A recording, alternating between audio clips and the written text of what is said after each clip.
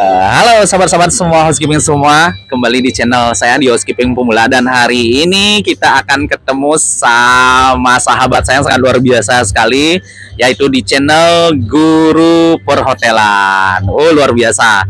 Nah, perkenalkan, Guru Perhotelan ini adalah Pak Saryano yang luar biasa sekali. Nah, sekarang kita berada di eventnya HCI, teman-teman semua. Nah, jadi di event HCI ini banyak sekali ada booth-booth dari vendor-vendor ya, Pak Saryano ya. Jadi hari ini spesial day-nya buat Guru Perhotelan yaitu Pak Saryano. Ya, beliau sekarang menjadi juri untuk lomba making bed. Nah, kita tanya-tanya sedikit dulu. Seperti apa sih sebenarnya Guru Perhotelan ini? Bagus sekali, channelnya sangat luar biasa, di mana subscribernya hampir 35.000, luar biasa loh ya. Jadi kita tanya-tanya sedikit perasaan dari Pak Yan Saryano sebagai juri sekarang, seperti apa sih perasaan beliau dan apa sih trik-triknya nanti biar kita paham juga. Nah, nanti setelah itu kita akan tayangkan sedikit video-video tentang making bed.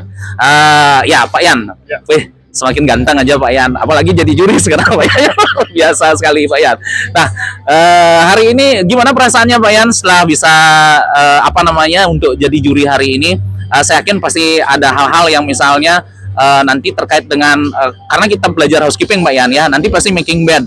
Nah, kita sedikit bertanya tentang apa sih trik-trik yang bisa dilakukan anak-anak untuk bisa lomba making bed Pak Yan. Silakan Pak Yan. Oke, terima kasih Pak Gung. Selamat datang di channelnya Gung Dijung ya. Iya, luar biasa sekali ya. Benar apa yang disampaikan oleh Pak Gung bahwa saya hari ini itu sebagai juri untuk making bed competition yang dilaksanakan oleh HCI. Nah, untuk trik-triknya, satu tentu bagaimana kita harus bedding itu sesuai dengan prosedur yang benar. Tidak asal selesai, tapi bagaimana dalam menebar sheet yang benar, bagaimana memasang duvet yang benar sesuai dengan standarnya. Bukan berarti harus cepat-cepatan tetapi hasilnya jelek.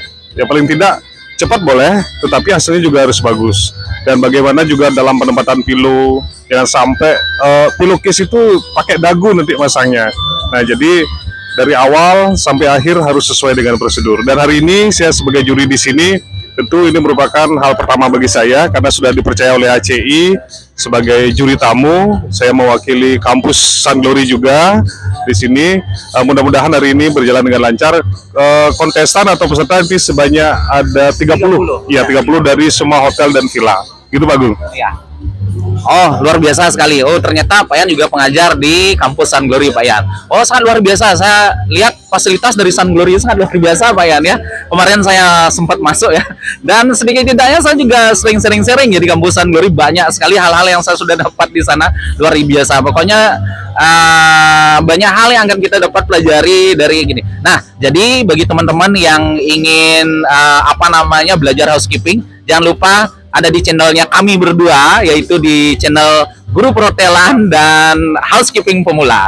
Ya, jadi teman-teman, nanti kita akan saksikan seperti apa video-video dari lomba making bed. Jadi jangan pernah lupa untuk tekan tombol subscribe, like, dan share ya, agar nanti kita bisa selalu belajar housekeeping, terutama kita housekeeping untuk pemula-pemula tentunya. Ya, untuk itu kita akan lihat bagaimana video-video dari lomba making bed. Check it out.